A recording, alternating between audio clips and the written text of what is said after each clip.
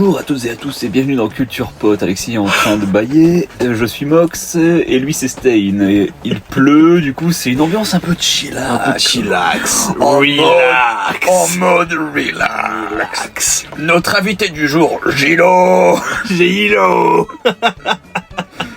Je sais pas ce qu'il fait depuis 2014 lui. Probablement mort. Enfin mort, pas physiquement, mais mort d'internet, je veux dire. Ok, bon, on va tirer le premier sujet. Bah quoi, j'ai pas dit un truc de ouf. C'est moi qui pioche. Oui. Le super premier épisode. Le super début d'épisode. Oh, sympa. Breaking Bad. Oh. Quoi? C'est le début de la... Mais non, c'est... Ouais, mais au début ça fait moins ça. Et après ça fait... Enfin bref. Quoi? Wow, Je me souviens pas de ça du tout. Mais si, mais... Vas-y, c'est pas grave. Breaking Bad, ça parle d'un cancéreux. Waouh. Breaking Bad, c'est une série qui a été faite par Vince Gilligan, qui est sortie en 2006 2009, 2009 2008 je crois. 9 Je sais plus. 8. avec en guest star Bryan Cranston, Al de Malcolm, en gros, et aussi Aaron Paul. Je sais pas, c'est son nom, c'est un nom composé. Aaron Paul. C'est trop le meilleur nom, mais c'est dur à prononcer. C'est dur à prononcer, par contre, faut boire du soda avant de le dire. Ouais, voilà. Du coup, Et je sais pas si c'est la série qui a révélé Aaron Paul ou s'il était déjà connu avant. je sais pas, je connais pas moi. Je connais que The Breaking Bad. Ok. Bah il a joué dans plein de rôles, notamment mon personnage préféré de BoJack Horseman. Ah c'est ouais. lui qui le joue, ouais, Todd. c'est lui qui fait Todd, Ouais, Todd. dans Breaking Bad. Il est incroyable en doubleur, il est trop fort. Ok, très bien. Voilà. Et ouais, bah que dire à part que c'est une série à propos d'un professeur de chimie qui tombe malade d'un cancer et qui, pour remédier à ça, pour entre guillemets assurer un avenir radieux pour sa famille, se met à créer de la drogue, de la méthamphétamine et la distribue dans tout le Nouveau-Mexique. Et il se passe des trucs, du coup, vu que c'est des dealers et tout, bah il faut se faire un réseau, et du coup vu que c'est un corps de métier un peu risqué, sensible, ben ils vont pas se faire que des copains, voilà. Exactement. Et du coup c'est rebondissement sur rebondissement, c'est une série de fous, je pense l'une des meilleures séries de tous les temps jamais créées, et puis c'est sûrement ma série préférée. C'est pareil, c'est ma série live préférée, genre vraiment. Voilà. Et donc on peut en parler sans spoiler, mais après on peut en parler en spoilant en également. 2025 les refs, vous avez pas eu Breaking Bad quand oui. même. C'est vrai. Enfin vraiment il a dit.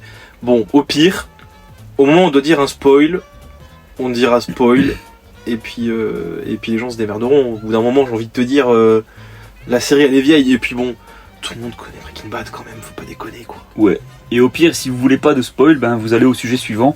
Il y a les timestamps, hein, vous pouvez cliquer là où il faut pour aller au prochain sujet. Ah, Et voilà, puis, voilà. Exactement. Et quand vous aurez vu la série, vous revenez voir l'épisode et vous nous écoutez en parler. S'il vous plaît. Exactement. Donc à partir de maintenant, il y a que du spoil dans Breaking Bad. Donc ben, si t'es pas content, tu vas à 25 minutes 32.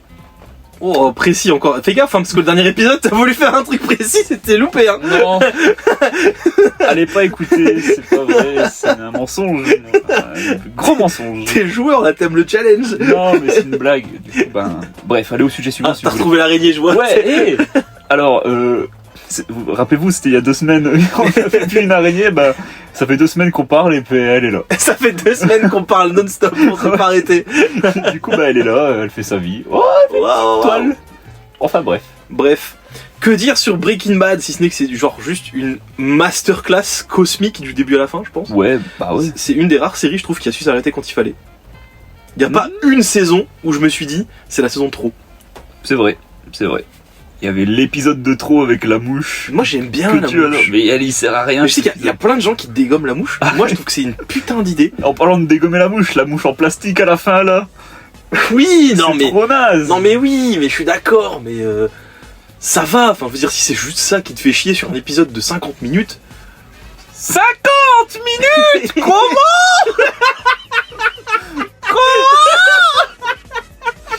Il fait 50 minutes. 45 ou 50. Quoi? Mais c'était c'était la durée normale. La durée, c'est des macarons, mon ref. C'était le temps normal. Ok. À l'époque où Breaking Bad sortait, on n'avait pas des séries de 2h30. Stranger Things. Tu sais pas? Si, tu me l'as dit, mais j'avais oublié. Ils ont fait 15 films en même temps. Mais arrêtez. Par pitié. C'est le moment de lécher, de lécher. C'est le moment de lécher Netflix, putain. Non, c'est le moment de débrancher Mais l'appareil. Moi vraiment, ça manque cette époque où les séries c'était des vraies séries et pas juste des films qui se suivent. Ouais, parce que c'est vraiment une série, bon, maximum 1 heure. Hein. Ouais. Et encore, hein, même ça, le maximum 1 heure, c'est arrivé en 2015, genre. Ouais, moi je dirais 2016. peut-être même maximum 50 minutes. Mais pour moi, c'est 40 minutes. Ouais, à la rigueur, ce serait le dernier épisode, tu fais un truc de fou de 2 heures. Ok. Oui, voilà, un final, tu vois. Mais Stranger Things qui fait des Genre, saisons. vraiment, ouais. Oh non. là, je me suis relancé Walking Dead, j'étais en mode, mais attends, l'épisode dure vraiment 40 minutes et j'étais genre, comment ça 40 minutes? Mais ça me paraît tellement court. Alors qu'en vrai, c'est genre une durée normale. Bah ouais. C'est une durée normale. Arrêtez de faire des épisodes de 1h30, 2 heures là. Tout est disproportionné. De toute façon, Stranger Things, comme on disait, ça se termine pas au moment où ça aurait dû. À l'inverse de Breaking Bad. Ouais. Parce que pourquoi? Parce que ça fait du fric. Mais Et les gens, de nos jours, ils arrivent pas à s'arrêter. Il faut donner le plus de lait possible avec la vache. Allez, c'est allez. infernal. Comment ça, tu es toute skinny, vache? Donne du lait Tu fais des encore. gestes bizarres là. Tu fais des gestes Mais bizarres. personne ne le voit, les gestes. Personne ne le voit. C'est limite encore pire, je pense. C'est limite encore pire. Arrête de jouer des pipeaux. Bref, le sujet de base, on a fait C'était 6 minutes Breaking Bad. sans en parler. Qu'est-ce qu'on peut en dire à part que c'est une C'est série vrai qu'il faut absolument le voir, qu'il y a plein d'idées de fous. Genre, notamment. déjà, tu vois, on parlait de l'épisode de la mouche. Moi, je trouve que c'est un très bon épisode. Débattons de l'épisode de la mouche, tiens. Je me rappelle On peut en plus. parler. Bah, l'épisode de la mouche, c'est saison 3, je crois, dans lequel Heisenberg et Jesse cook de la mettent dans le laboratoire qui a été fourni par Gus Fring. D'ailleurs, faudrait peut-être en parler aussi de Gus Fring parce que c'est bien perso sûr, de bien zinzin. sûr. Et il se trouve que il y a une mouche dans le laboratoire et Qui détecte. c'est une mouche qui détecte un robot qui détecte une mouche posée sur un cadavre. Il est vert, il est vert de terre. T'en aurais dû en parler dans l'épisode des mèmes là. Ah mais ouais, j'y ai pas pensé. Et du coup, je pense que c'est ça mon même préféré en fait. C'est pas Logan Nichols. Ok, spoiler. Et donc du coup cette mouche va dans le laboratoire et Heisenberg décide que ils ne peuvent pas quitter le laboratoire tant que cette mouche n'est pas éliminée puisqu'elle peut potentiellement empoisonner le produit. En Et effet. du coup ils vont chasser cette mouche dans le laboratoire. Pourquoi j'aime beaucoup cet épisode? Parce que c'est ce qu'on appelle un épisode bouteille. Tu sais quoi l'épisode bouteille dans les séries? Non. Alors j'ai plus exactement le contexte, je crois que c'est par rapport à Friends. En gros t'as un budget dans une série, fixe, d'accord? Et parfois ton budget tu l'as un peu dépassé sur des gros épisodes. Ok, sur lesquels tu as eu besoin de mettre un peu plus de thunes. Sauf que tu signes pour un nombre d'épisodes précis. Et donc du coup, bah, il faut remplir un peu l'épisode, enfin la série, avec des épisodes un peu filler entre guillemets. Sauf que dans une série comme Friends, bah, c'est facile parce que tu fais juste un épisode sans trop de budget avec les mecs qui parlent. Dans une série comme Breaking Bad, faire un épisode filler c'est compliqué parce que bah, c'est des épisodes de 40 minutes et tout qu'il faut remplir. Bien entendu. Du coup, pourquoi la mouche elle est aussi dégueulasse et pourquoi c'est un épisode que beaucoup de gens trouvent chiant?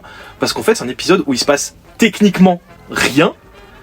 Parce que c'est un épisode bouteille où il faut remplir un peu les blancs et la thune que t'as à dépenser dans l'épisode. Mais moi je trouve qu'il est intelligemment fait parce que ce qui est super intéressant c'est que c'est juste du dialogue et pourtant c'est genre un épisode qui est crucial de fou dans la série parce que t'apprends plein de trucs.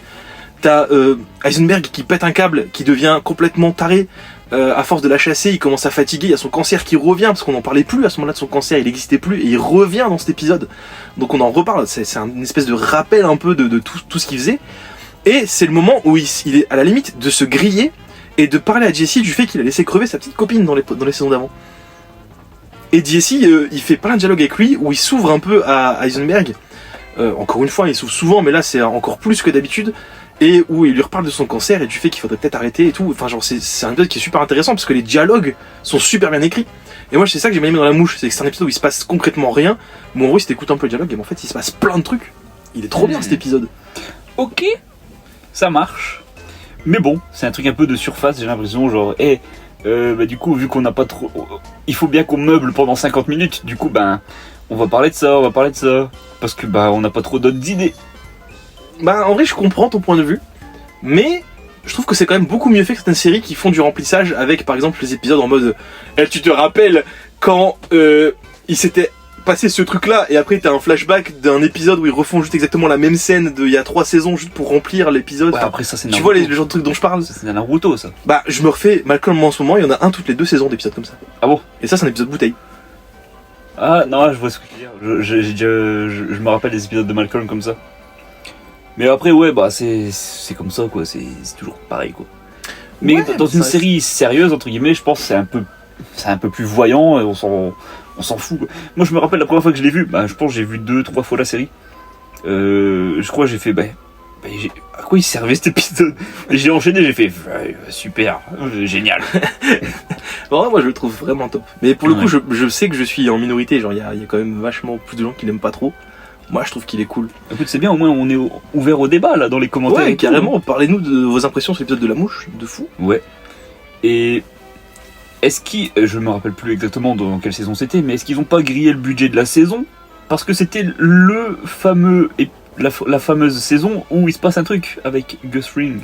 Non, c'est la saison 4 ça. Ok. La saison 3, je sais plus s'il y a un truc de fou. En saison 3, Non lo fait. je ne me souviens Amigo. plus. Ou alors peut-être que la mouche c'est en saison 4. Ça me m'étonnerait pas, je me rappelle plus. Mais c'est vrai que cette scène était folle pour une scène de série, je trouvais. Tant pis, on va spoiler. La mort de Gus Fring. Increíble. Increíble. C'est vraiment un climax de fou. Je trouve que la montée en tension jusqu'au moment où il clame, c'est genre une folie. Où tu te dis que le gars, il est juste increvable. Tous les plans qui ont été mis en place pour le flinguer, ils ne fonctionnent jamais. Et Heisenberg qui doit aller s'allier avec un de ses pires ennemis pour pouvoir péter la gueule à Gus Fring, c'est incroyable. Oui. Avec le fameux Hector Salamanca. Hector Salamanca.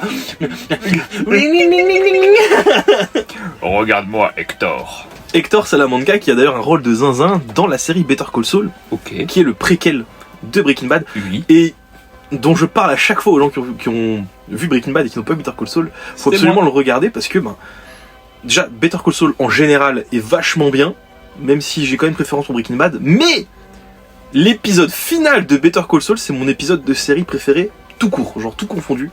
C'est un épisode de fou et je vous invite vraiment à le mater parce qu'en plus il est vraiment lié directement à Breaking Bad. Mhm. Et dans Better Call Saul on en apprend plus sur déjà Saul, le fameux avocat qui est joué par... Ben l'oncle Saul. J'ai oublié son nom mais c'est un acteur connu. Ben l'oncle Saul. Ouais c'est ça, c'est lui, ouais. Par Ben l'oncle Saul du coup. On en a pas parlé dans l'épisode avec la funk et le Saul. Ah c'est vrai, on aurait pu. Bon bah tant pis. Tu parles de Better Call Saul. ouais. Donc du coup on apprend plus sur lui mais aussi sur Gus, Salamanca et Hank. Ouais Hank. Et c'est vraiment une super série, mais bref, j'ai dit vaguer. Vaguer. On parlait à la base de la mort de Gus Fring qui est incroyable, surtout en termes d'effets spéciaux, genre. Oh ouais. Franchement pour une série c'est dingo. Moi j'ai vu l'explosion, j'ai vu la porte s'envoler, je l'ai vu sortir, j'ai fait. Ouais. Ah mais comment il a fait? Ouais. Et puis après t'as le plan de caméra qui tourne autour de lui et là bah double face. Moi j'ai Ah. eu trop le seum parce que je m'étais fait spoiler cette scène à l'époque. Oh non. Je connaissais rien sur Breaking Bad. J'avais regardé Breaking Bad parce que j'avais eu un souci de santé et j'étais bloqué, cloué au lit pendant une semaine. Je savais pas quoi faire et je me suis vraiment fait la série pendant une semaine. Genre en une semaine, je m'étais fait les 5 saisons. Vraiment, je regardais non-stop. Une semaine, j'abuse, peut-être 2. Peut-être 2 semaines, parce qu'une semaine ça me paraît très peu pour se faire les 5 saisons. Je sais pas. Je sais plus, bon bref. Quand t'es à fond dedans. Bref, en très peu de temps, je me suis enchaîné la série complète. Et j'avais vu à l'époque une pop Breaking Bad. Et à l'arrière des pop, on voit les autres de la collection. Et il y avait une pop de Gus avec le visage cramé. Et je me suis fait spoiler la mort de Gus comme ça. Une nouvelle raison de détester les pop. Vraiment, c'est vraiment Parce que un truc de où merde. De où tu fais une pop de la série la plus populaire Oui. du moment et tu spoiles juste. C'est n'importe quoi. Mais je crois que quand j'ai regardé Breaking Bad, c'est déjà fini depuis un moment. Ah Je bon sais plus. J'étais au lycée quand j'ai regardé. Je pense que c'était un peu sur Ou la alors ça fin. venait de finir Je peut-être. crois ouais, c'était Je sur sais la fin. plus. Ouais. Je sais plus. Mais j'avais trop le seum quand j'étais fait spoiler Ouais. ça. Alors après, j'avais pas le contexte et tout, hein, mais bon, ça me fait chier quand même, quoi. Bah ouais, c'est sûr. Mais bon, tu t'y attendais pas quand même quand ça arrivait. Et d'ailleurs, est-ce que tu savais l'histoire autour de l'acteur qui joue Gus dans Breaking Bad? Non, mais je sais qu'il joue toujours le même rôle depuis Gus, du coup. Ouais. En fait, c'était un mec. J'ai plus tout en détail. Du coup, c'est un gros truc. Genre, Prendre avec des pincettes, s'il vous plaît. Mais dans mes souvenirs, en fait, c'était un mec qui était complètement fauché. Genre, il galérait à nourrir sa famille et tout, avec ses enfants. Et c'était pas du tout un acteur à la base, je crois. Ou alors c'était un mec qui faisait du théâtre juste, mais il faisait pas du cinéma ou de la série. Et il a postulé pour le rôle de Gus. On l'a pas rappelé pendant très longtemps. Et en fait, le gars était. Il avait dit littéralement que le mec était au bord du suicide. Il a dit j'étais sur le point de crever juste parce que j'arrivais pas à soutenir ma famille. Wow. On l'a rappelé pour dire tu as le rôle de Gus Fring. Le mec est devenu une légende. Tout le monde est devenu fan de lui. Il a chopé plein de tunasses et genre c'est devenu maintenant un gars qu'on embauche pour tout et n'importe quoi. Même Ubisoft l'embauche pour faire des méchants dans ses jeux vidéo. Ouais. Genre c'est une folie, tu vois comment Breaking Bad ça a changé sa life genre. Je te jure. C'est dingue. Bah ouais. Puis quel acteur en même temps. Ouais, mais c'est un peu dommage qu'il soit bloqué au même rôle tout le temps par contre. Bah. C'est genre vraiment. Ouais. J'ai vu The Boys et j'étais en mode mais c'est Gus Fring genre c'est le même. Ouais. J'ai vu la bande-annonce de Far Cry 6, j'étais en mode bah c'est Gus Fring encore, c'est toujours lui quoi. Quand ils vont lui pitcher un truc, ils font hey, tu vois Gus Fring que t'as joué? Oui. Bah tu fais le Pareil. même. Tu fais pareil, hein. Et le pire c'est qu'en vrai je trouve que après Gus Fring il arrive pas à faire des persos aussi. Alors je sais pas si c'est juste la direction qui justement l'oblige à faire du Gus Fring et du coup ça devient limite une parodie de lui-même. Peut-être. Parce qu'il arrive quand même à faire le gentil hein, quand il est dans son restaurant. Oui, bah oui, c'est vrai. Et puis il joue très bien ce mec, Ouais. il est très chaud. Parce qu'au départ, je m'étais pas dit que c'était un méchant. Oh, il a l'air tout gentil. Et après, il y a sa bouche qui fait. Et puis ses yeux qui. I was joking. Ouais. Or was I? I was joking. Walter. Walter. J'ai besoin de 40 milliards de kilos de meth. Récap de l'épisode sur les mèmes. Le mème avec Hank en chat qui parle à Walter White. Il est hilarant ce mème. Walter. I'm hungry, Walter. Mais pareil, Breaking Bad, c'est une mine de mèmes. Ouais, mais c'est pas Hank, c'est. Comment il s'appelle? Ah oui, je confonds. C'est le mec au gros pif là. Oui, mais du coup, c'est pas de lui dont je parlais du coup dans Better Call Saul. C'est. Ah, mais j'ai oublié son nom alors que c'est un perso super important. Ouais. Frank? Non, c'est pas Frank. Mike. Mike Ehrmantraut. Ehrmantraut. Dans Better Call Saul, c'est pas sur Hank qu'on apprend plus, c'est sur Mike Ehrmantraut du coup. Ok. Bah, vous pouvez supprimer votre commentaire de haine, s'il vous plaît. Voilà, exactement. Mais du coup, pareil, ça on en parle pas, mais Breaking Bad c'est tellement une mine de mèmes. Bah ouais. Il y a des Le mèmes. même où il est menotté derrière la voiture là. Oui.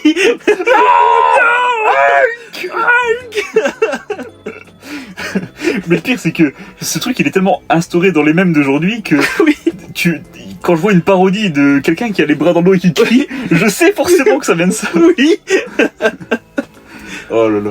Mais c'est vraiment, je pense que c'est une des séries les plus cultes de tous les temps, genre Breaking Bad. Ah ouais, vraiment. Il y a vraiment un peu ce trio, genre je pense que t'as le Big Free dans le shonen, et dans les séries le Big Free c'est clairement Breaking Bad, Walking Dead, Game of Thrones. Genre c'est vraiment les trois maestros, genre ils ont tellement instauré de trucs, genre. Bah ils sont arrivés en même temps.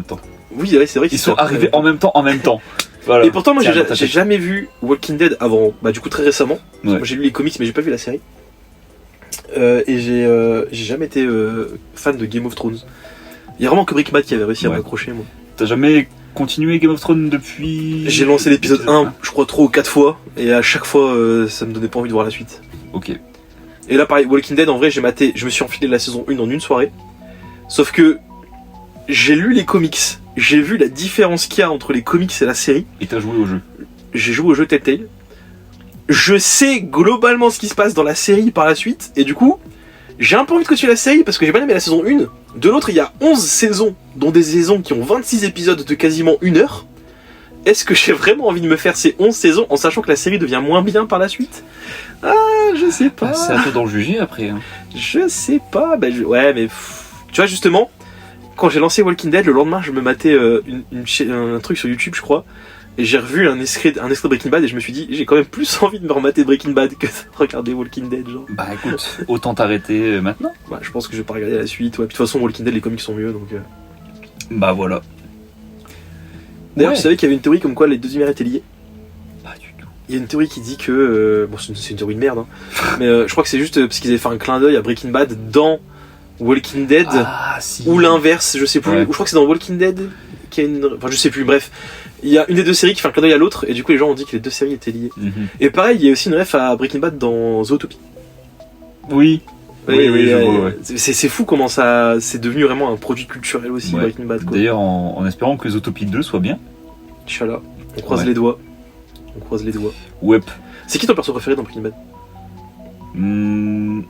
Je pense que j'ai appris à bien aimer Jesse au fur et à mesure de la saison, voir son évolution et tout. De voir comment il évolue et comment il change et comment il devient meilleur, entre guillemets, mais en même temps, à la fin, c'est pas joyeux, quoi. Oh, El Camino, il a une bonne fin dans El ouais. Camino. Mais justement, il fallait qu'on attende des années Oui, avant que oui, El c'est Camino clair, sorte. c'est clair. Donc ouais, El Camino qui est, si jamais vous savez pas, c'est la suite directe de Breaking Bad au moment où Jesse s'enfuit avec la voiture. Et puis voilà, faut regarder le film pour savoir ce qui se passe, quoi. El Camino qui est d'ailleurs à l'origine d'un des plus gros subs de toute ma vie, parce que Ah ouais.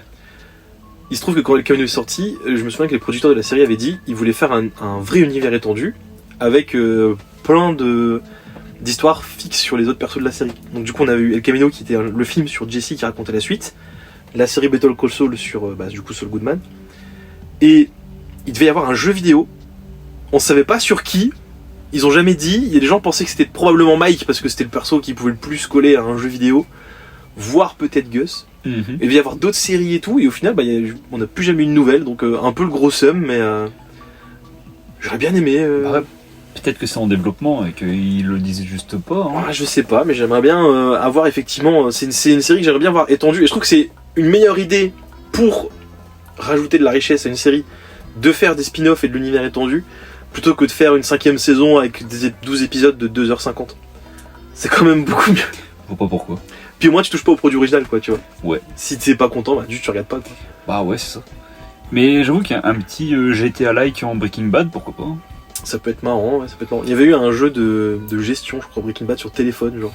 Ah ouais. Où tu gérais ton cartel et tout. Eh ben, C'était un peu marrant, genre. ça existe plus, j'imagine. Je sais pas, peut-être. Je me suis pas Parce que renseigné. tous les jeux que j'aimais bien quand j'étais plus jeune, que je les recherche, ils n'existent plus. Bon, très probablement Bon. alors. Mais oui, je pense que moi personnellement c'est ma série préférée, genre vraiment, tout est culte dedans. Et c'est aussi la série qui m'a fait kiffer Bryan Cranston. Je l'aimais bien en Hal dans Malcolm, mais c'est pas un de mes acteurs préférés, genre maintenant depuis que j'ai eu Breaking Bad, je suis en mode mais c'est vraiment une légende ce gars. Quand je regardais sur W9 et que je voyais qu'il faisait son rôle là, je me suis dit, mais comment ça il fait une série sérieuse, c'est pas possible. Oui, pareil. Et puis après quand tu le vois jouer, t'es en mode il est trop fort ce mec. Oh my god, Il est trop fort. il est fou. C'est le passage où il laisse la petite copine de Jesse mourir de l'overdose là, mais à chaque fois que je le revois ça me brise le cœur. Ah ouais. C'est horrible, et son acting il est fou. Et je sais pas si t'avais vu où il avait raconté son histoire par rapport à cet épisode, et c'était horrible. Où en fait, pareil, je sais plus les détails exacts. Ah, Bordeaux était pas 7.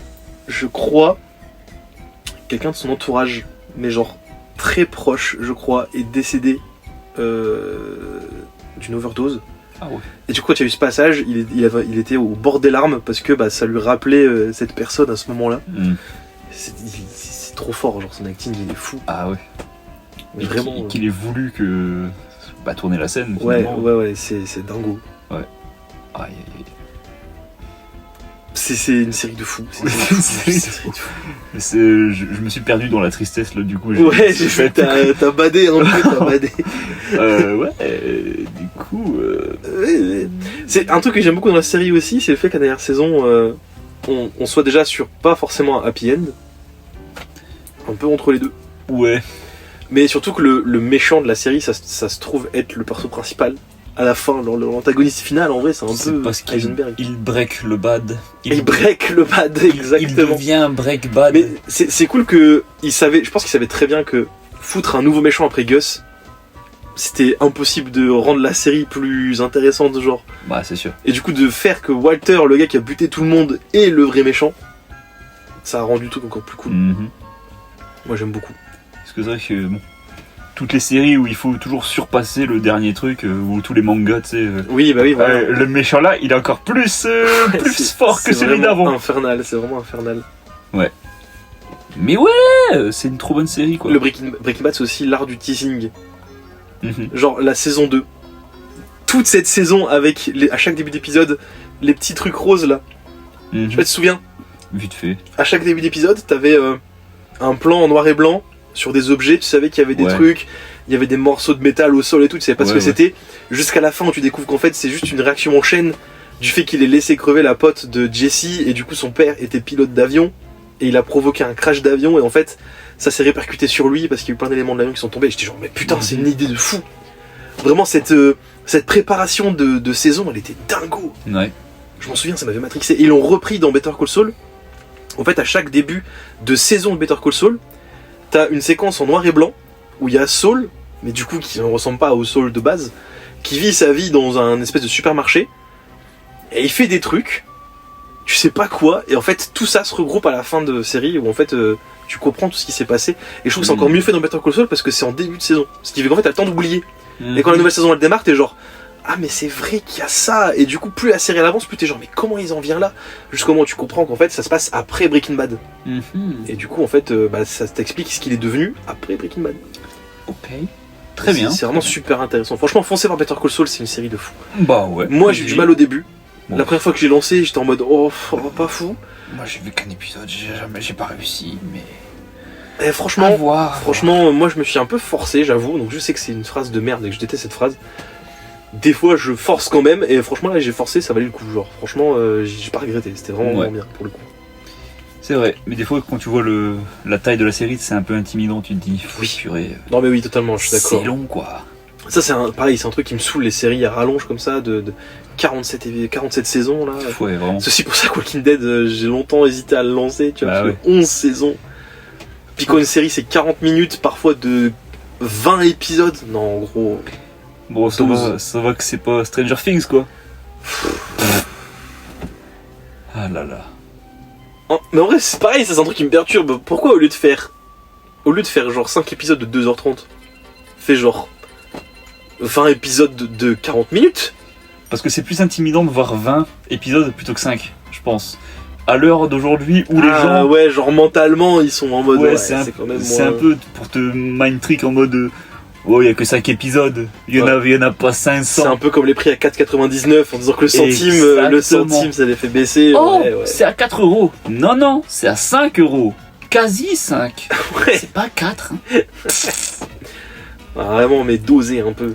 Dosé. Stranger Things, c'est vraiment pour moi le déclin des séries télé. Hein.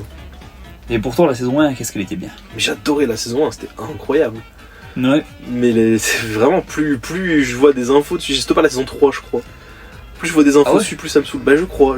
Bah, moi, j'ai vu toutes les saisons, donc je me suis dit, bon, au moins, je termine le truc en bonne et due forme. La dernière saison que j'ai vue, c'est celle où le flic là, enfin le faux daron de Eleven, il est porté disparu. Je crois Ouais, que c'est la 3 du coup. ouais. Oh. Ouais. Ouais. Oh là, ça veut dire quoi ça? J'ai des trucs à dire dessus. Ah bon? Bah vas-y, moi je regarderai jamais. Hein, si Non, tu veux non, c'est bon. spoiler. De toute façon, au pire, on aura peut-être le sujet dans les. Ah, t'as mis Stranger Things dans les Je sujets? suis pas sûr, mais à voir. De toute façon, on en reparlera sûrement quand ça sera terminé Stranger Things comme ça. Non, parce que moi quand j'ai capté que c'était un bail en mode il s'est retrouvé en Russie, je me suis dit mais vraiment vous partez en couille les gars. Ah bah. Bon, après, ça part un peu déjà en cacahuète hein, Ouais, quand ouais. tu sais que ouais, il y a le monde de parallèle, c'est l'inverse en fait dans un monde de fou. Oh ça va, c'est pas non plus un truc de fou. mais c'est- qui viennent d'une dimension. Mais non, mais non, mais non, mais non, mais non, mais non. Wow, oh my god, j'ai eu peur. Ouais. Oh, on s'est fait. On s'est fait prendre quête par mes petits frères. Ouais, ils nous ont fait trop peur. Bref, changeons de sujet. On peut changer de sujet, allez. C'était moi qui ai pioché donc ça peut C'est à moi de piocher. J'ai peur de tomber sur un Damien et de dire que c'était trop nul quoi. Les cours d'art. Oh les souvenirs. Bon ben les cours d'art, j'imagine au lycée du coup, au collège, Ouais, tout ça. c'est toi qui as mis ça, c'est moi, C'est toi, ça, c'est non toi. C'est non, moi. Ouais, c'est toi.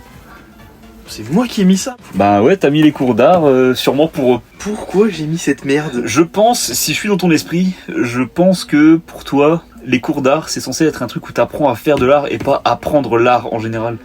Où t'apprends ce que les artistes ont fait, ou alors l'impact qu'ils ont eu. En vrai, très honnêtement, c'est l'état d'esprit que j'avais au lycée, parce que j'étais un petit con de merde. Mais maintenant, j'ai carrément changé de mentalité. Ah oui, c'est moi qui ai mis ça, c'est mon écriture. Oui. Pourquoi j'ai mis ça Mais maintenant, j'ai carrément changé de mentalité et je suis plus du tout dans cet état d'esprit. Alors, En vrai. moi je suis d'accord, mais il faut aussi se dire que si c'est des cours d'art, on apprend l'art. Là, je suis d'accord. On apprend à faire de l'art.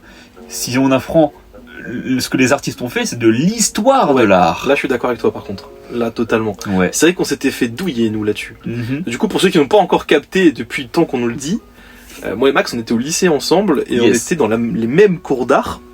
Et alors, je sais plus si c'était pareil pour toi, mais en ce qui me concerne, j'ai pris des cours d'art pour le dessin artistique, l'art plastique. C'est exactement ce que je voulais faire. Voilà, moi aussi. et quand, en fait, moi, je sais plus si t'avais connu le premier prof, monsieur Ortolé. De loin.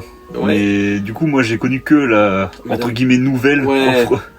On la cite? Non, on la cite pas. Non. On va pas la citer parce que on va pas dire des choses bien sur elle, je pense, donc on va pas la citer.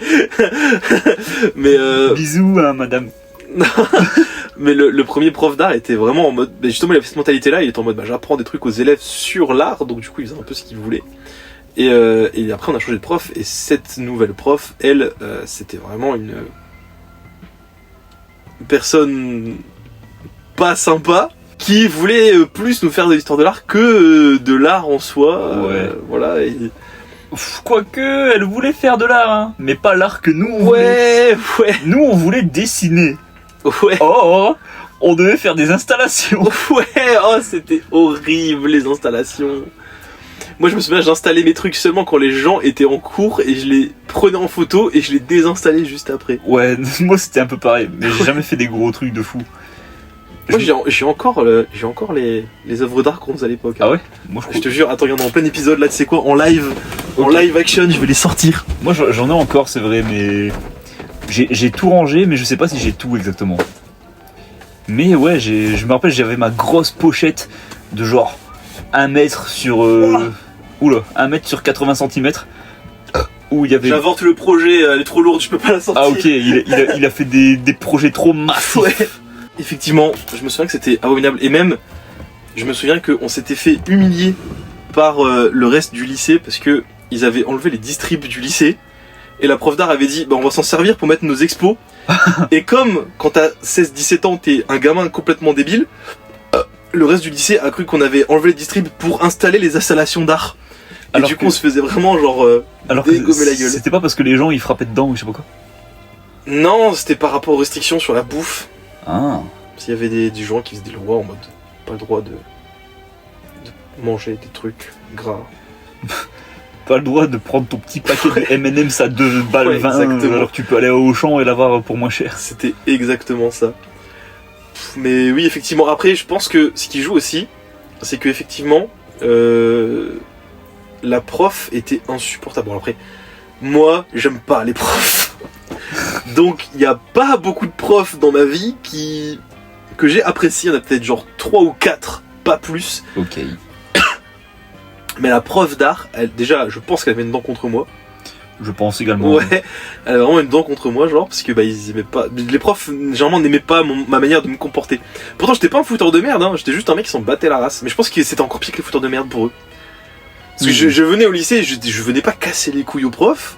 J'étais pas du genre à venir les provoquer, genre balancer des boulettes ou faire le mec trop chaud. Genre, quand ils me punissaient, je disais juste ok, puis j'allais au coin, genre, où je faisais mon heure de colle, mais juste je m'en battais la race. Ils aimaient pas, je pense, tu vois. Ils aimaient pas parce qu'ils voyaient pas une réaction. Ils se sont dit ce que je ne fais n'a aucun sens parce que il n'est pas triste. Je veux ruiner la vie de cet élève. Ouais. Et pourtant il est ok. Oh, la prof d'anglais, hein. Oh, Oh là là, elle je la cite, je m'en bats les races, mais la madame là, oh là là, Je mettrai un ouais si tu veux. Il y a vraiment ouais. quel enfer cette prof. Et bon bref, pour revenir au sujet de base, je détestais les cours d'art, mais je pense que c'était plus parce qu'effectivement la prof me donnait pas envie d'apprendre ces cours d'art là, tu vois. Et ça, c'est le but d'un prof, je pense, de devoir avoir l'envie de donner envie aux gens d'apprendre, aux enfants. Parce que si t'es juste là à réciter tes fiches, tu n'es pas un prof, tu fais juste une lecture. Donc voilà. Non mais vraiment. Et puis même, bon, c'est presque dans le sujet parce que on va parler d'autre chose que de l'art, mais c'est un peu de l'art aussi. Mais j'aimerais en revenir. En plus, on a eu cette discussion il y a pas longtemps, nous, en privé, quand on était au resto avec des potes à nous. C'est vrai. Mais, messieurs, dames, les professeurs, et l'éducation nationale en général, j'ai un insecte sur le genou, j'aimerais qu'on parle un petit peu du fait que vous vous plaignez que les élèves ne veulent plus lire ou se cultiver, mais vous leur imposez des œuvres à l'école qui sont extrêmement ennuyantes, démodées, et qui donnent pas du tout envie d'apprendre des choses. À un moment donné, il faut aussi comprendre que dans le contexte actuel, il faut trouver une meilleure manière d'attirer les gamins. Et moi, personnellement, en tant que libraire, quand je vois des gamins qui viennent me voir et qui me disent que pour leur cours de 6ème, ils doivent lire Bel Ami de Maupassant, un livre qui fait quasiment 300 pages, que j'ai même pas envie de le lire. C'est Bel Ami de Maupassant, juste le nom.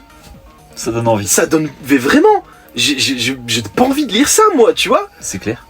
Donc vraiment, révisez un peu, refaites Votre programme, je sais pas, trouvez quelque chose de mieux, parce que en cours d'art, c'est pareil.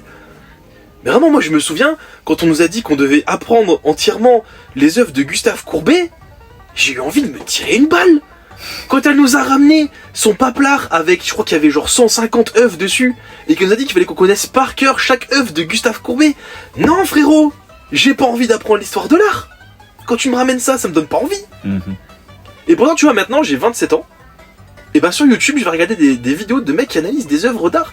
Mais parce que, depuis, je me suis fait ma propre culture artistique, avec mes propres références, mes artistes que je kiffe. Et maintenant, j'ai envie d'apprendre plus de choses. Mais parce que je suis allé chercher des trucs ailleurs, tu vois. Bah et c'est ce que je dis à chaque fois, moi, quand je suis... si j'avais compté sur l'école pour me donner le goût de la lecture, bah aujourd'hui, je serais pas libraire, tu vois. Clairement, toi. C'est clair. Enfin, vraiment, quand je vois les gosses qui... Meilleur exemple, il y a, hier, j'ai une dame qui vient au magasin. Ok. Elle vient avec une gamine. La gamine, elle est en CP. Ouais. D'accord. Et cette meuf, elle vient me voir, elle me dit, vous avez des poésies pour, en jeunesse? Et je dis, bah, je pense pas avoir ça, genre, c'est dur à trouver des poésies en jeunesse. Ça doit exister, hein, mais moi, en librairie, j'ai peut-être pas. Je cherche des poésies en jeunesse, je trouve pas, je dis, bah, on va aller voir dans la littérature classique. Et là, je regarde, et les poésies qu'on a, c'est genre Apollinaire. Tu vois, c'est genre Rimbaud. Tu vois, c'est genre Arthur Théboul. Quoi? Tu connais pas Arthur Théboul? Théboul. Ouais, c'est un vrai nom. Oh le pauvre. Ouais. Et genre, je suis là, genre, bah, franchement, pour la jeunesse, c'est pas dingo, quoi. Arthur Théboul. Une phrase. Arthur Théboul. Zip. Et la meuf me dit, non mais c'est bon, c'est suffisant et tout. Puis je suis en mode, non mais quand même, Apollinaire, vous allez pas faire lire Apollinaire à une enfant, quoi. Elle me dit, non mais ça va, elle est en CP, Apollinaire c'est bien, c'est joyeux. Apollinaire, elle a fait le spleen de Paris, c'est un truc qui parle de cul où il déprime parce qu'il peut pas baiser. Oh. Quel dommage. Bon, j'ai fait un résumé très grossier, évidemment, c'est beaucoup plus complexe. C'est clair. Mais tu donnes pas ça à une enfant qui est en CP. C'est clair. Ou alors, à la rigueur, tu donnes les femmes de La Fontaine. Mais oui. Mais bon. Et la vieille, excusez-moi, je me permets de dire la vieille, elle me dit, je suis institutrice, c'est quand même honteux le niveau en France parce qu'ils sont en CP et ils savent pas ce que c'est une poésie. Et je suis là genre, ils sont en CP. Ils ont pas besoin de savoir ce que c'est une poésie. Vraiment, laisse-les. À cet âge-là, tu lis, genre, je sais pas, Max et Lily. Ouais. Mais en vrai, je me souviens plus, mais je pense qu'en CP, je faisais des poésies. Mais vas-y, c'était des poésies genre, ouais. Oh, le soleil se lève, je suis sorti dans la rue et l'herbe, elle était toute verte. Je suis Duke Conta. Voilà, bisous. C'est vraiment pas... T'es en CP, tu vois. Ah, et t'es là, genre, je suis institutrice, le niveau il a changé et tout. Mais justement, c'est à cause de connasses comme toi que les enfants, ils ont pas envie d'apprendre. Il faut t'adapter à l'époque. On est en 2026, Internet maintenant, il fait partie de nous, c'est une actualité. Tous les enfants connaissent Internet. Ils ont plus envie de lire du Maupassant et du Apollinaire. Enfin, vraiment, ils ont envie d'avoir autre chose. Est-ce qu'on a déjà eu envie de lire ça avant? Déjà non. Mais pour moi, il y a des trucs que tu apprends à un certain âge. Ouais. Et les classiques comme ça de la littérature, tu dois les apprendre genre en fac de l'IT, genre en université. Tu les apprends pas au lycée ou au collège. Parce que c'est des endroits où justement c'est fait pour te donner envie de te cultiver. Et genre, t'as pas envie de te cultiver. Moi je suis désolé, hein, quand on était en littérature et qu'on nous a dit qu'on devait lire Madame Bovary, mais j'ai eu envie de me flinguer, moi, vraiment. Surtout que, en plus, petite parenthèse, même l'auteur n'aimait pas ce qu'il écrivait. Mais oui. Il envoyait. Il était vénère là. Jimmy il a eu envie de sauter sur la table. J'ai mis 3 doigts sur le haut de mon nez, là où les gens mettent leurs lunettes, pour vous dire à quel point j'étais saoulé parce que Madame Bovary, c'était vraiment la dernière année qu'il était au programme du lycée. Nous, on était au lycée à ce moment-là. On l'apprend et on étudie non seulement le contenu du livre, mais en plus le contexte autour du livre où l'auteur envoyait des lettres à son ex ou à sa meuf lointaine en lui disant « Oh, j'aime pas ce que j'écris, ça me saoule d'écrire Bovary. » Arrête, Zéro. Si tu avais arrêté, on n'en serait pas là. Je me souviens du premier cours qu'on a fait sur Madame Bovary où le prof nous avait littéralement dit Madame Bovary, c'est l'histoire d'une femme qui s'emmerde et elle est sur le point de se suicider, mais il y a des gens qui viennent et qui font que sa vie elle est un peu moins chiante, mais elle se fait toujours chier. Et j'étais là genre, ah, on doit faire 1 an dessus là. On a 1 an de programme sur ça là, genre. Et notre prof, Dieu le bénisse, était franchement très très très bon, très gentil. Et très patient avec nous deux dans la même classe. Oh. Il était très patient. Les moments légendaires qu'on a passé à regarder des gosses en train de faire du sport et les imaginer en train de faire des petites voix là des dans nos voix, têtes, genre, là, genre oh on faisait tout sauf lire Madame Bovary. Et des fois on avait un moment de lucidité où on se tournait genre ah c'est le cours. Ah c'est vrai. mais pas autant qu'en philo. Mais bref, c'est une histoire pour une autre journée. Peut-être que j'ai mis des cours de philo là. Peut-être. Et d'ailleurs, en fait, on parle pas des cours d'art depuis tout à l'heure, mais c'est un peu lié parce qu'en fait, on n'a pas envie d'apprendre ce que les artistes ont fait et l'intention qu'ils ont eu derrière. Surtout que quand on fait des cours de français, admettons, et que le prof te dit ah oui, cette phrase là, il l'a conjuguée à ce temps-là pour signifier que ceci. Et du coup, ça renvoie à 20 chapitres en arrière quand il a dit ça. Alors que je suis sûr que pas du tout.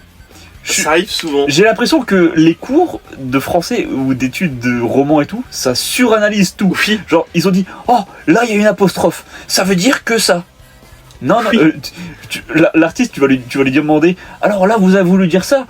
Vous avez voulu dire qu'en fait, il est pas mort depuis le début. Et en fait, c'était un moyen de le dire avant qu'on le sache. Non, j'ai juste pas fait exprès. Ouais, ça me fait penser à. Il y a pas longtemps, j'ai vu une interview de Orelsan où il parle de son film, là, Yoroi. Et où en fait, il expliquait qu'il y avait plein de gens qui envoyaient des messages en mode oh, j'ai trop aimé la ref que t'as fait à tel truc ou tel truc. Et vrai, il est en mode j'ai jamais fait de ref de ça dans ce film.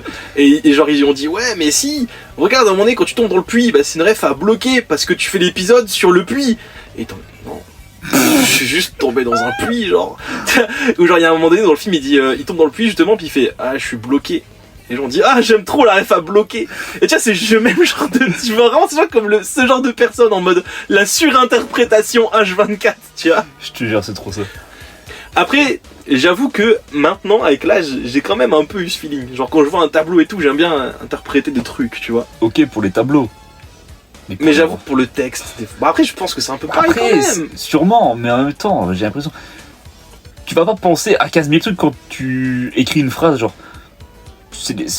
Franchement, maintenant que je suis un peu auteur indé, ça m'arrive souvent de penser à ce genre de choses quand je dessine ma BD, tu vois. De me dire des fois, ah bah je vais peut-être mettre ce plan-là de cette manière pour mettre l'accent sur tel ou tel truc, pour faire penser à ça, ou même sur mon travail de mise en scène, où je vais me dire, bah je vais peut-être mettre ça pour vous donner un peu plus de stress et tout. Donc en vrai, je comprends cette analyse. Ok. Mais. C'est juste moi le trou de balle. Non, justement, je vais y venir. Parce que je pense qu'en cours de français, on est quand même beaucoup dans le surdosage de ce truc-là. Genre vraiment, des fois, ils sont un peu dans l'abus, je pense. Des fois, ils ont juste écrit. Ils sont posés dans leur fauteuil au soir, auprès du feu, comme ça, sur la machine à écrire. Ouais. Non mais vraiment. Par contre, quand je suis arrivé en lycée professionnel, on avait un cours que j'aimais trop, et c'était les cours de culture G. Et ça c'était trop bien, parce qu'en gros c'était ce qu'on faisait en français justement avec les dissertes et tout, sauf qu'on pouvait parler un peu de tout ce qu'on voulait. Et l'idée c'était juste de travailler sur notre manière de justement analyser des œuvres. C'était trop bien les cours de culture G. Ouais. Et je pense que c'est ça qu'on devrait mettre en place un peu dans toutes les écoles, parce que c'était trop intéressant. Ouais. Et surtout on était full libre sur ce qu'on voulait faire. C'est-à-dire qu'en fait la prof en gros elle nous disait ah ben aujourd'hui dans le cours, je veux qu'on parle de la surinterprétation par exemple. Et bah du coup après elle nous disait bah voilà, vous allez chercher une œuvre que vous aimez, peu importe le domaine, ça peut être un film, une série, un bouquin, un tableau, et vous allez me faire une mini disserte de genre, je sais pas, 30 pages sur la surinterprétation dans cette œuvre. Et c'était trop bien parce que du coup, bah on était libre de prendre le sujet qu'on voulait, mais c'était vraiment n'importe quoi, tu vois. Genre, moi, je pouvais parler de Steven Universe, tu vois. Et elle était en mode, bah, c'est trop bien, tu vois. Et c'était juste un cours pour nous ouvrir à la culture G. Et ça, c'était trop intéressant. Et je trouve ça quand même débile d'avoir foutu ce cours-là dans les cours de pro, dans les sections générales de cours de pro, qui sont concrètement les sections générales de pro. C'est les sections qu'on n'a pas trop le choix de foutre, mais en fait, tout le monde s'en branle. Voilà, parce que du coup moi j'ai fait des lycées pro et des lycées généraux, et du coup la différence c'est que le lycée pro, comme c'est vraiment fait pour le commerce, ou en tout cas les métiers un peu plus tertiaires, genre moins cultivés entre guillemets, c'est un peu l'idée qu'on a des cours pro. Alors je sais pas si ça existe toujours maintenant les pros et les générales avec tout ce qu'il y a eu comme réforme. Je sais pas. Bon, en tout cas à l'époque c'était divisé en deux, et en gros les cours généraux c'était les gens qui allaient gagner leur vie, et les cours pro c'était les prolétaires. Alors que franchement c'est tout l'inverse. Alors que franchement c'est tout l'inverse. Tous ceux qui sont en général, ils vont à la fac pour faire un truc qu'ils ont même pas envie de faire. Ouais, exactement. Ceux qui vont en pro, bah ils vont dans leur métier qu'ils ont appris. Bah c'est ça, exactement. Alors, moi je suis en pro, je m'en sors beaucoup mieux que certains générales, tu vois. Je te jure. Et bref, je trouve ça complètement débile que la culture G soit dans les pros, là où tout le monde s'en branle en plus de ce cours-là, alors que ça serait tellement plus utile en cours général, parce que si j'avais eu ces cours de culture G au lycée à l'époque, j'aurais été trop heureux, parce que c'était un cours que je kiffais, tu vois. Et genre vraiment c'est trop con de pas avoir foutu ça ailleurs. Et le cours de culture G, eh ben, je trouve qu'il collait mieux au cours d'art qu'on avait avec l'histoire de l'art que les vrais cours d'art qu'on avait. Parce que vraiment, Gustave Courbet là, les 150 œuvres là, Ai Weiwei. Oh, Ai Weiwei. Oh, Ai Weiwei, le trop véritable artiste. Il empile des chaises. Banger. Il fait un fuck sur le truc de. Mais le pire en plus, c'est qu'il a une histoire de fou, Ai Weiwei.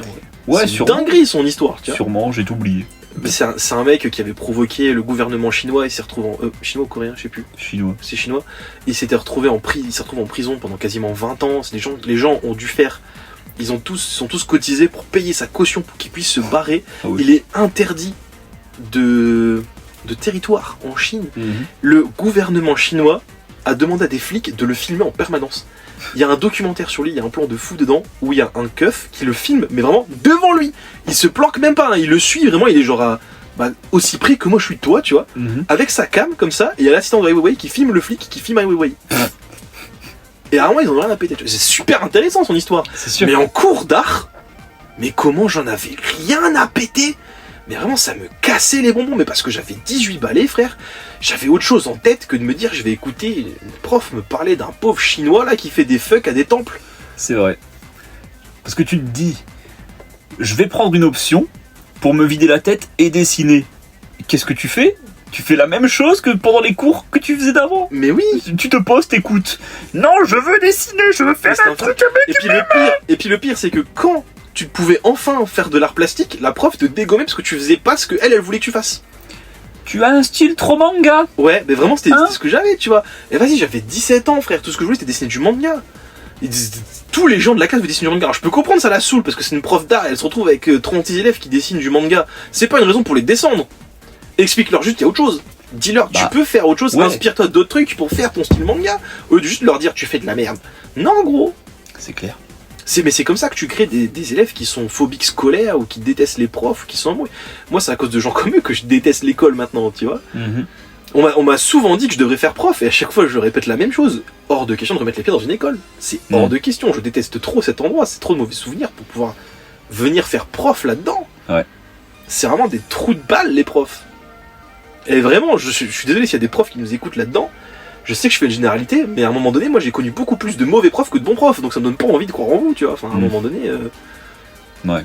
C'est vraiment, c'est grave, tu vois. Et puis surtout dans ce genre de cours qui sont justement des cours qui sont censés être des cours ciblés sur la passion et le kiff, bah non. Je m'amuse plus en regardant une vidéo YouTube de vulgarisateur de 40 minutes qui me parle d'un tableau plutôt que quand j'ai fait un an de cours chez vous où vous me parlez de Gustave Courbet qui dessine des schnecks. Enfin vraiment. Ouais, c'est vrai. Je sais pas trop quoi dire d'autre, à part que t'as raison en fait. Je sais que je fais un peu un coup de gueule là, mais c'est un truc qu'il fallait que je ressorte, tu vois, parce que au-delà des cours d'art, je me plains sur du système scolaire que je trouve vraiment mais abrutissant, et je sais que je peux rien y faire, en vrai, tu vois, genre je suis juste un pauvre gars sur internet. Bah écoute. Mais en fait moi ça me frustre parce que je me dis, si c'était pas aussi à chier, moi je m'en suis bien sorti, je trouve. Ouais. Personnellement je m'en suis très bien sorti après les cours, en vrai. J'ai un bon boulot que j'apprécie.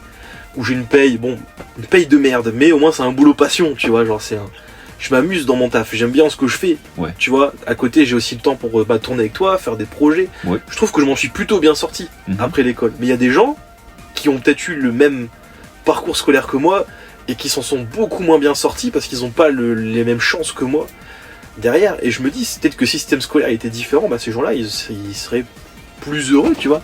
Et à la place, non, ils se retrouvent à te prendre art et devoir parler de Gustave Courbet qui dessine des Schneck pendant un an, genre. Et oui. Sans parler, on n'a même pas parlé du bac d'art plastique qui est vraiment une des plus grosses fraudes de la galaxie. Enfin, vraiment. T'as une photo, voilà, tu fais une dissertation de 2 heures sur la photo. Ouais, et puis même, je crois que t'as même pas le temps de te préparer, tu dois en parler en direct, non? Il y a les deux, t'as un oral et un écrit. Moi je pense à l'oral Et direct. alors, il y avait un oral par rapport à ça aussi. Je me souviens de l'oral sur nos œuvres. Ah, c'est ça, ouais. Il y avait l'oral sur nos œuvres qui était une catastrophe et où. Et moi, c'était horrible parce qu'à mon bac d'art, il y avait un des jurés, il biglait de zinzin. J'ai eu le même. Ouais, j'arrivais pas à me concentrer parce que j'arrivais pas à savoir s'il me regardait moi ou le diapo parce qu'il avait un œil sur l'un et l'autre sur l'autre. C'est vrai, il y avait une autre aussi. Ouais. Ils étaient deux, je crois. Ah, je me rappelle du gars, mais pas de la meuf. Ah, moi je crois que j'étais avec les deux. Et la meuf, elle était pas très sympa. Ah, bah c'était pas sympa, les trois étaient pas sympas, hein. Mais de toute façon, je pense que eux, c'est des mecs qui bandent à l'idée de dégommer des gamins comme ça sur les oraux. Enfin, Peut-être, ouais. Ça les excite, hein. On va leur ruiner leur vie. Mais c'était vraiment le feeling que j'avais, moi. Mais de toute façon, c'est le feeling que j'ai avec beaucoup de profs, hein. C'est des gens qui sont contents de détruire des enfants mentalement. Putain.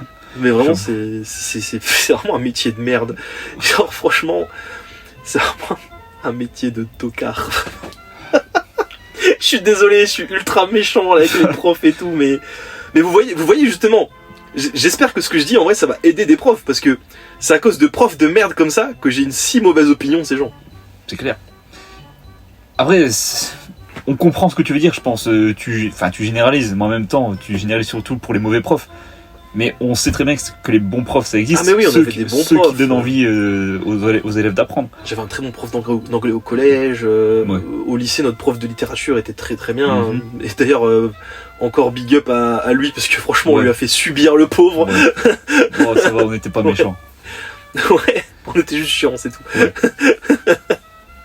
Mais tu vois, par exemple, je pense à ma prof de philo là qui pouvait pas me blairer, que moi j'avais des problèmes de santé, je m'endormais tout le temps au lycée, et en fait elle me croyait pas. Et elle m'avait foutu des heures de colle le samedi matin parce que je m'endormais en cours. Et je disais, mais je m'endors en cours, en plus, je fais pas exprès, genre j'ai juste des problèmes de santé, quoi, tu vois. Et elle me foutait en heure de colle le samedi matin alors qu'on n'avait pas cours, juste parce qu'elle pouvait pas me blairer. Non, à un moment donné, les gars, votre boulot c'est d'éduquer les élèves, tu vois. Ouais, vraiment. Et bref, tout ça pour dire que les cours d'art c'est chiant à l'école, mais apprenez quand même des trucs. Genre vraiment, moi, je te dis, depuis que je me suis un peu ouvert à ce milieu, je kiffe mater des cours d'art ou voir des gens qui t'apprennent des trucs et tout. Mais je pense que c'est aussi parce que c'est un choix que j'ai fait, c'est pas un truc qu'on m'a imposé à l'école. Bah ça, le truc c'est que t'as envie d'apprendre par toi-même, t'as envie de découvrir tes propres trucs, c'est ça. Ce que t'aimes. Donc faut juste creuser en fait.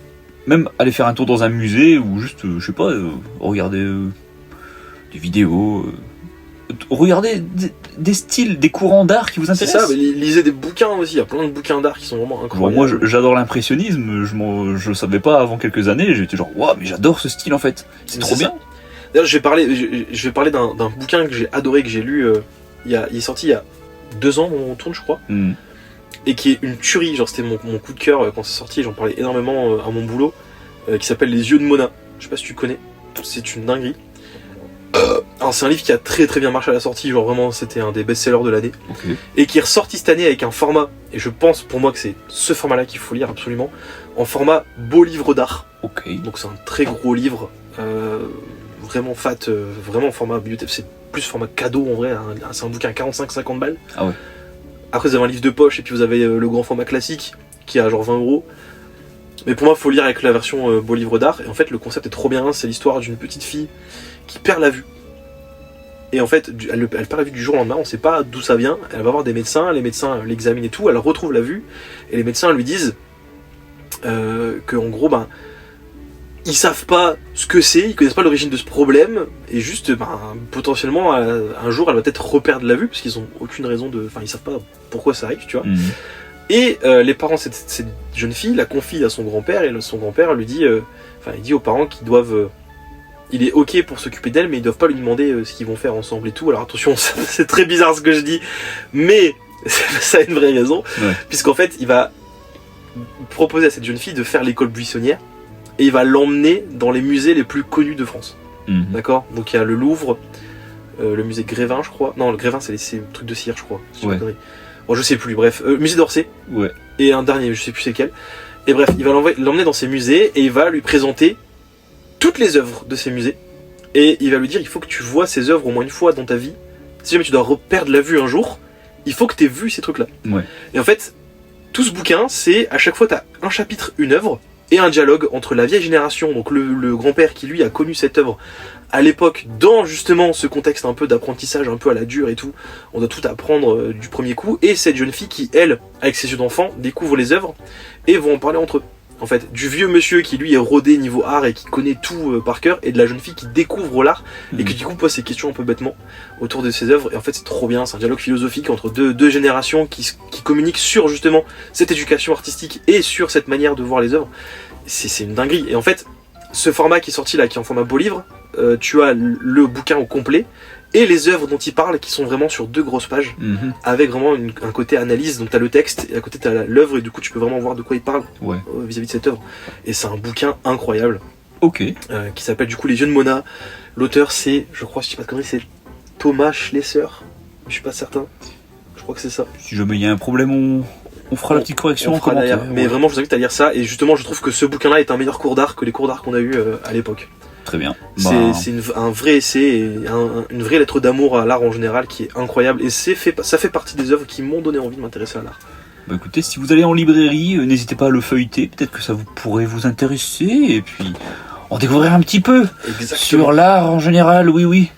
Eh bien, c'est une belle manière de terminer cet épisode. Je pense. N'hésitez pas à creuser votre propre petit chemin et de trouver des œuvres qui vous plaisent. Et voilà. Faites-vous vos propres cours d'art. Exactement. Plus intéressants que ceux qu'on fait au lycée qui sont vraiment nuls. Ouais, et ça marche pour toutes les matières, hein, si vous voulez. Ça marche pour toutes les matières. N'hésitez pas à découvrir un petit peu. Il peut y avoir des pépites cachées que vous ne soupçonnez pas parce que vous n'avez pas envie. Exactement. Allez, voilà.